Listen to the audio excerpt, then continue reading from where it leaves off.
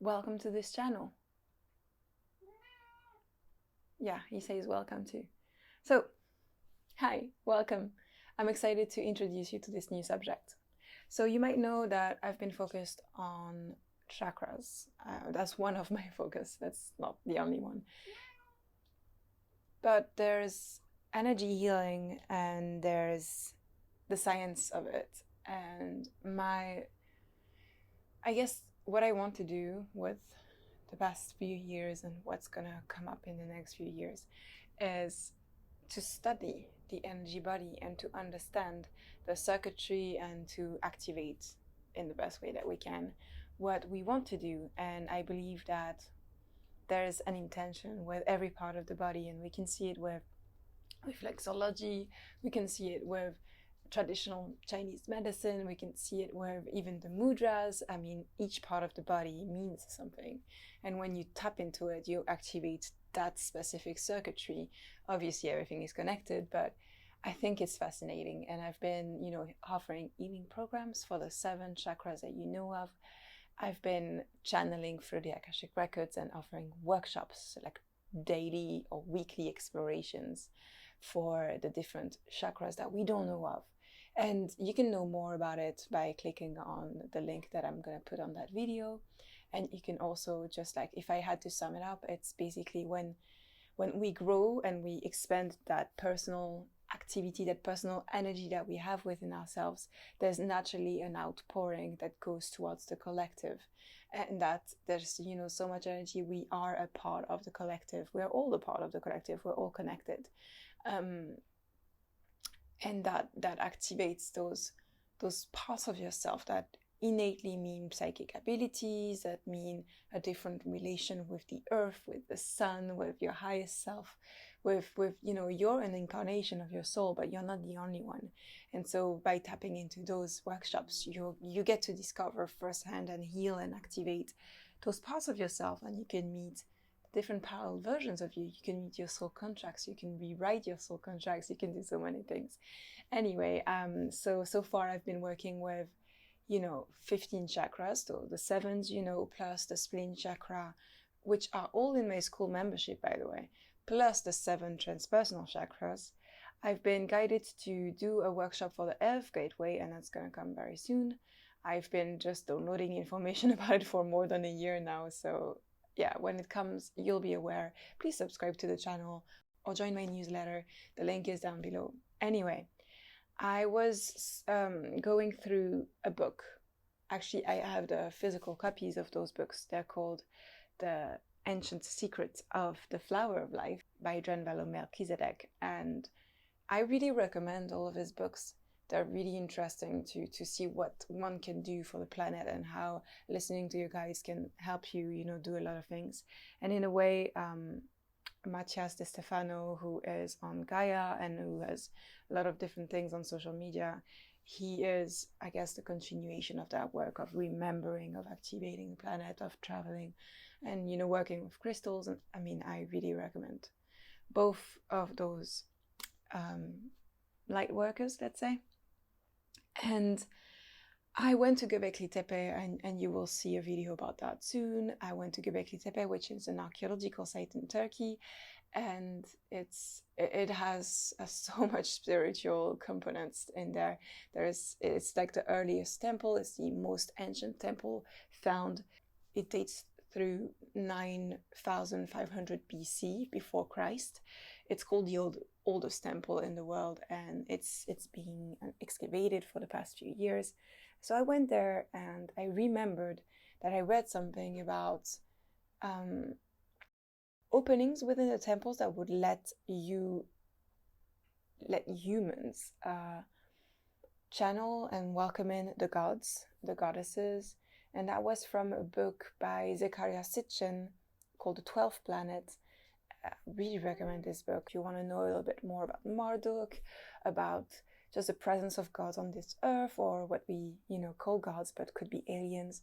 I mean, there's a lot of mystery around there, and not everything has been solved, but there's so much archaeological evidence in that book, and that's really what I enjoy about this book and this book. So Zecharia Sitchin is all about Sumeria, Assyrians, all of the Mesopotamia era. And right now I'm in Turkey, so I'm not that far away, and I've been traveling back and forth. And this book here, it's all about ancient Egypt. And somehow my memory was a little bit confused, and I remembered the Göbekli Tepe information as being in that book. So because my books are in France right now, I got PDFs, and I was just looking through Göbekli Tepe, just trying to find that information again. And it allowed me to go towards the volume 2 of those books, which I haven't read yet because it's so full of information and so full of quotes that when you read a few pages, you're just like, oh my God, like overload of information. I gotta digest it. So it's, I've been reading those for at least a year and a half, on and off, just picking up a little bit and then going back. Anyway, I scored through volume 2 and I discovered something that was very interesting, and it's called the 45-degree chakra. So there's an illustration I'm going to show you. And okay, this cat wants to be a part of the video. And so I just saw this, I'm like going through the pages quite quickly, looking for Göbekli Tepe, typing in the keywords, and just going through the things. And then I see this thing that is clearly called the 45-degree chakra. And it's just here at your airline. And I remember talking about this when I was teaching the first rounds of Reiki school. By the way, you can learn Reiki with me, and you can go through my membership. So all that I mentioned, it's in school membership. Just join, link is down below. I would be so happy to teach you all that I know. Anyway, I remember feeling like the crown chakra has 2 entrances.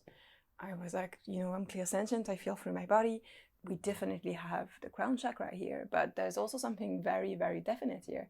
And I didn't have the words for it, and I didn't channel the Akashic records for the answer or for the remembering of it, but I just felt that so much. And I told people, and even when we work through the zero chakra in the first minutes, we talk about this entrance and the awareness center. Like there's the zero chakra, we have the causal, we have the third eye, we have the crown, and I felt that here. So the awareness center is that beautiful, it's many, many different bridges. It's a whole network of receiving information, distilling it, forming concepts, and then sharing it again through the throat and expressing it. So anyway, so I saw this, I read the text, I'm like, okay, that's kind of interesting, but I'm not there yet. I slip it off, and then I wake up this morning with seeing myself do this video. So the plan is that I'm going to read, we're going to explain a little bit, and then we're just going to experience it. The knowledge is never enough. I just really want us to experiment and to feel it. And when we feel, we're able to believe. That's it. So let's go. So they call the crown chakra the chakra number 12. And then there is the 13th chakra, which is above, which to me is, the soul star chakra. So it's a whole workshop that I did. And it's a whole week long, a little bit every day for 7 days. Anyway, the 11th chakra is the 45-degree chakra. It has to do with how the 10th, the 11th, and the 12th center are connected to the pineal gland. He calls the pineal gland an eye. And then he talks about the eyes a lot. But anyway, there is another line of energy that projects from the pineal to where the 11th chakra is located. This sits at a 45-degree angle from the pituitary projection, which is just next to the pineal. I believe it is exactly 45 degrees because we have the crown, we have the third eye, so we have that angle, 90 degree. So 45 is just right there at the airline. Then there's another projection which goes straight up and out of the crown.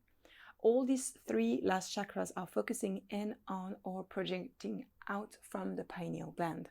So the pineal gland is actually using 3 little doors, this, and here, to actually project and receive.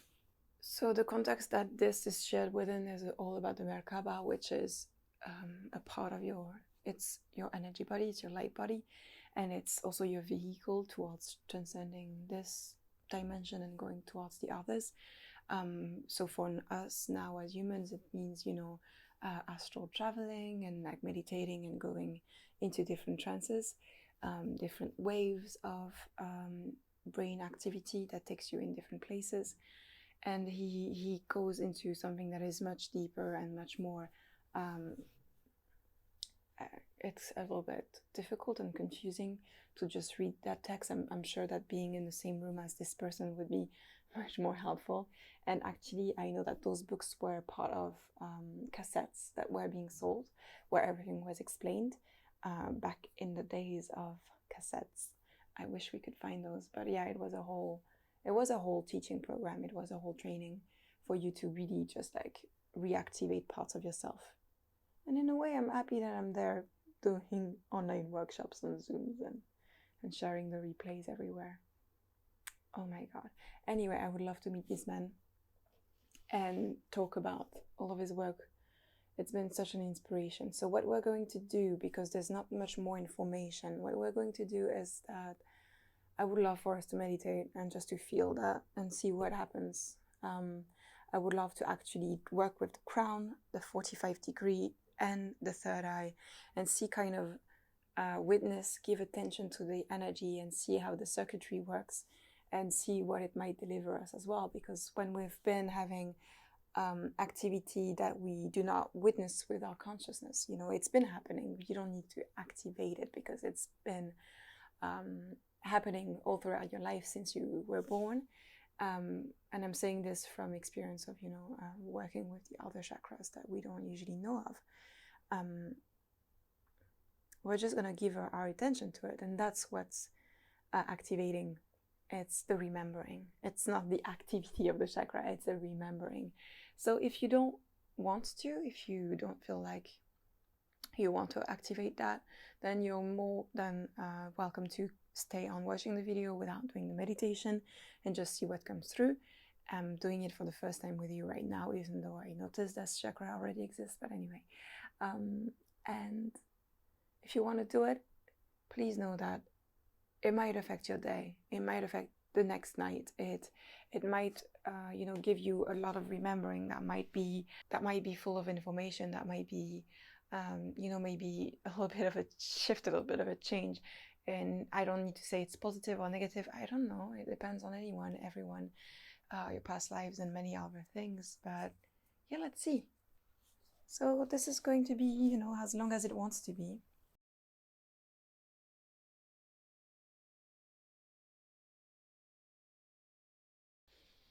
All right, so we're gonna set up the space. We're gonna sit up straight, really straight in the spine. And we're gonna stretch our neck. Get into the body. Kind of interesting that I'm losing my voice at this point. The body always tells you things. Basically what I'm doing is just giving instructions, and I'm also activating my own, so I'll let you know what I see, and please comment and let me know, let us know what happens for you.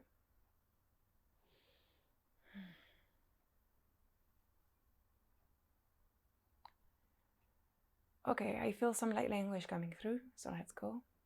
Sengyo.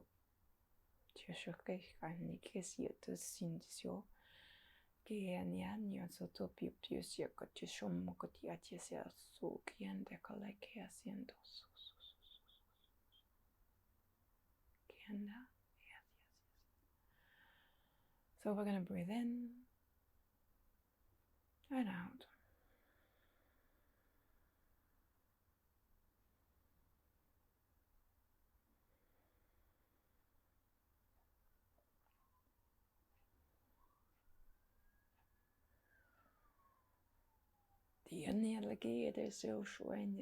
So it's activating my ears actually. I have to work on ears a lot. I have to tell you what I've been doing and receiving as far as information and activation with my ears. This work never ends. But yeah, ears are huge portals to a lot of things on this planet. So right now they're adapting both. When I say there, it's basically me, my higher self, but also my guides,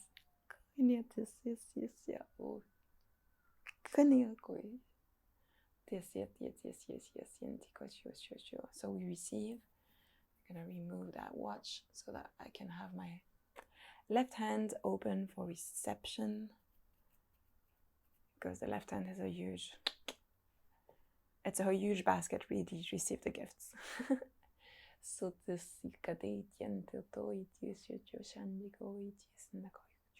go. Keep on breathing in and out, and focus. Focus.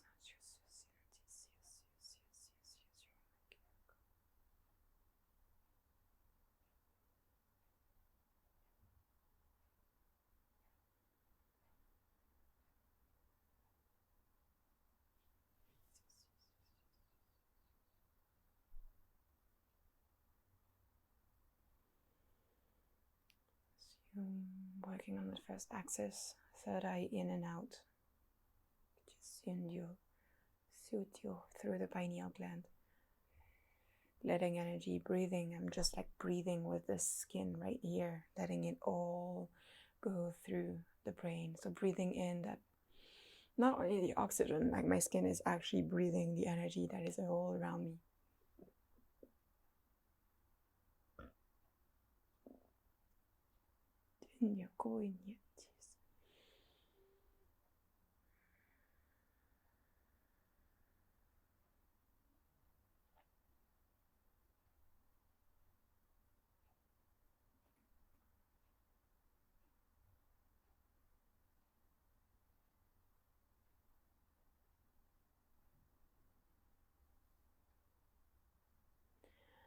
So now I feel there's enough energy for the pineal gland, and it started shooting out energy all the way towards my crown, which is the very top of your head, in the middle.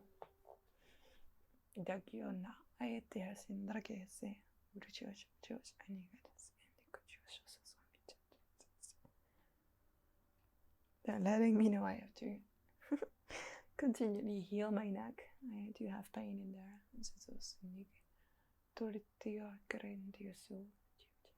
I've never spoken that language.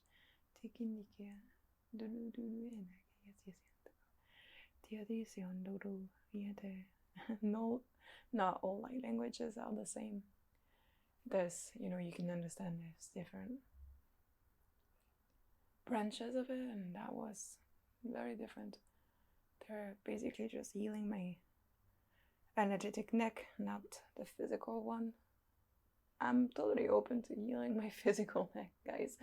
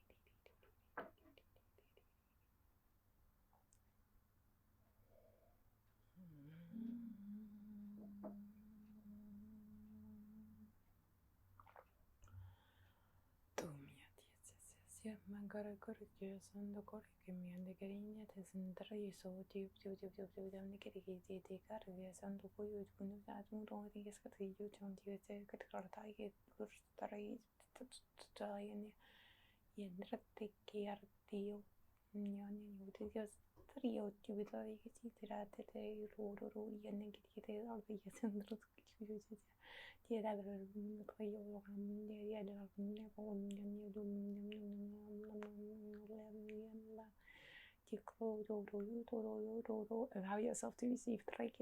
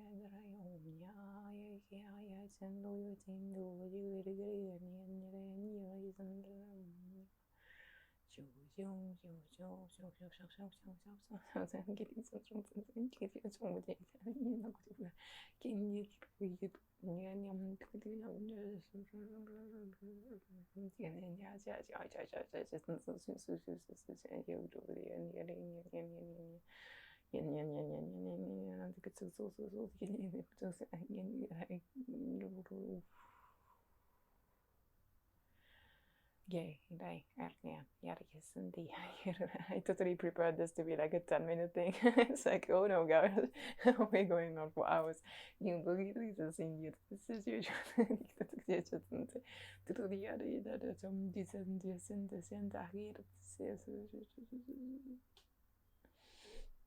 They're working on that wrist in the right hand. Connecting to the mother, the cosmic mother. So basically receiving more information includes like healing your connection with the cosmic mother, re-establishing the fact that you are a children of the creator, the source. So it's like a big healing that I did not expect to happen. And you can see it, it's actually really painful. So if you do feel energy coming out of you, it's totally normal. It's where sometimes we need to detox before we re-energize. We need to remove before we reconnect. You know, it's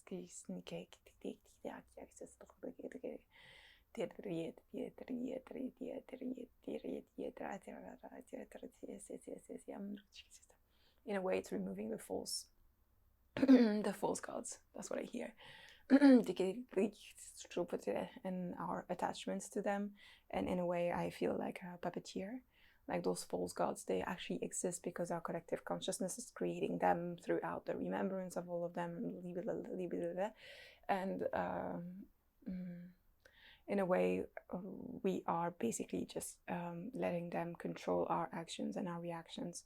You know, I keep seeing the Greek myth, and just like we have learned those myths, and so we kind of reproduce within our consciousness and our experiences what those themes and patterns have been shown throughout the beginning of our civilization. So we're just reconnecting you to the actual thing, not the false things that control us.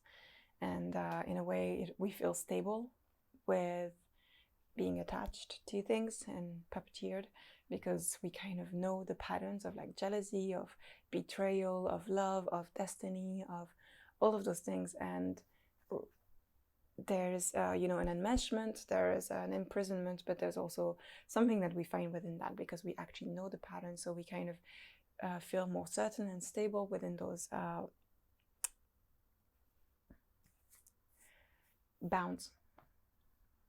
And it costs a bit to remove those bounds and those chains, a little bit more uncertainty, but it's actually just freedom, which is what we should be looking towards for. We should be getting ourselves rid of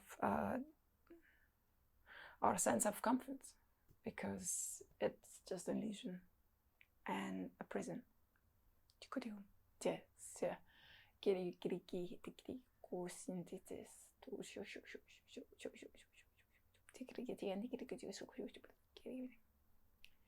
Okay, we're just getting it out. As a little note, Jupiter just moved into Pisces today. And the energy is coming out of the Jupiter finger right now, so it's kind of interesting. Sorry, the Jupiter finger is here, so the sun, that's the sun, I'm sorry. So nothing to do with that. Alright. You know, in a way, the solar system is being named after those false gods. You know, Saturn, Jupiter. And that's not to say they're false. They are not the ultimate point. They're a source, and then it's being, you know, declinated into many different things. And there are the declination towards our own solar system, Apollo, Venus, things like that. And that's not to criticize them. I'm not criticizing anyone, please. Especially not you guys. But when you become a little bit more of an incarnation of, you know, your essence and your soul, I guess, you disconnect from just that declination, because you're connected to other star system where those gods are not the myths and the patterns of what happens on their own things, which is fascinating, right? Like, I really want to know what happens in other constellations, like who are the heroes, who are the gods and goddesses, what are the myths. That's fascinating to me. The first time I had that idea a few years ago, I was like, oh my god, I gotta know. We let it come, right? We don't especially seek for it, we let it come to us. Alright, so we're still working with that wrist. I just feel that energy. I keep seeing the Statue of Liberty, who has this crown with all those spikes, right, that go through all the hairline. I don't know if it helps. I don't know how you feel. I feel like my work here is done. I don't have more to say. It was more of an experience. We don't have to draw conclusions. How do you feel? How do you feel about this energy, the 45-degree chakra? Let me know. And also come back in a few days and let me know as well how those next days happened for you. Okay, I'm still dispelling that sun energy. It's a lot. Thank you for, you know, listening, trusting, and taking in that light language and activation. And if you enjoy it, please, there's a membership on my website where you can support my YouTube a little bit every month, just like a Patreon. The link is down below. I would love your support. And if you can't help financially, I would love for you to just share it on social media, and don't forget to tag me so I can personally thank you. Share the videos, share the work, share my Instagram, share my Twitter, I don't know. Thank you so much. See you next time.